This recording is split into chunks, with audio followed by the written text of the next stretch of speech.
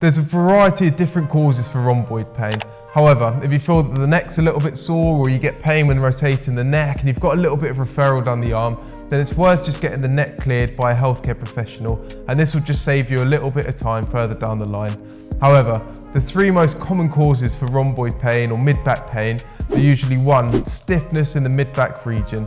Number 2 is a weakness in the postural muscles. So if the lower fibers of trapezius aren't working to pull the shoulder blades down, then they can roll forward, and this can lead to a slightly hunched forward posture that just puts a little bit more strain on the joints of the back.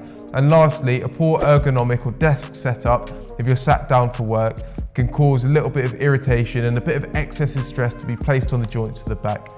So the most easily modifiable factor within that equation is your office or your desk setup. So you really want to make sure that you're able to tuck under the table with your knees. You want to make sure that your elbows are resting on top of the desk, and you want to make sure that your computer is at eye level. And what this does is just really reduces the amount of stress that you're putting on your mid-back. Because if you're rounding forward, then you can put a little bit of excessive stress on one of the joints of the mid-back, and that can then cause that sort of rhomboid pain that you might be experiencing.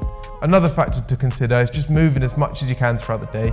So maybe if you get a sit-to-stand desk, you can zip it up for an hour or two, then zip it back down, and then you'll change in your position throughout the day.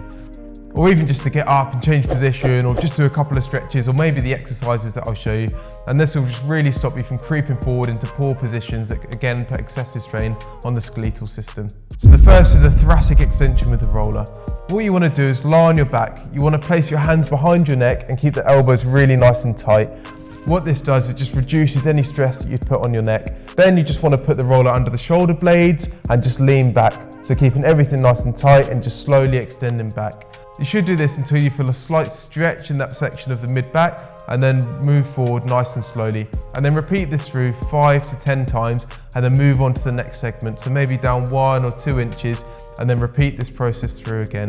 Take it really nice and slowly and work on your breathing. So nice deep breath in, nice deep breath out, and then continue until you get to the top of the neck. So the second exercise is an open book stretch. To perform this, you want to lie on your side with both arms out in front. You want to squash your knee against the roller and open your arms, rotating your back until you feel a slight restriction. Hold this for 10 nice deep breaths.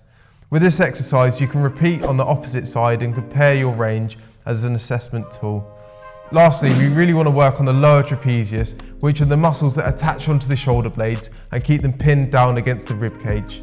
If these muscles are weak, then they're not able to sort of pull down on the shoulder blades, and this can just lead to them rolling forwards and just make it a lot easier for you to bend forwards throughout the day at work. To perform this exercise, you just want to pull a resistance band apart, creating tension just below the shoulder blade.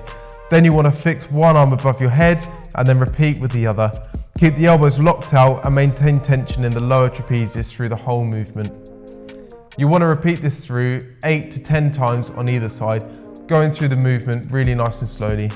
Thanks for taking the time to watch the video. I really appreciate the support. If you could hit the like button and also hit subscribe as well, then you'll be notified when my next video is released.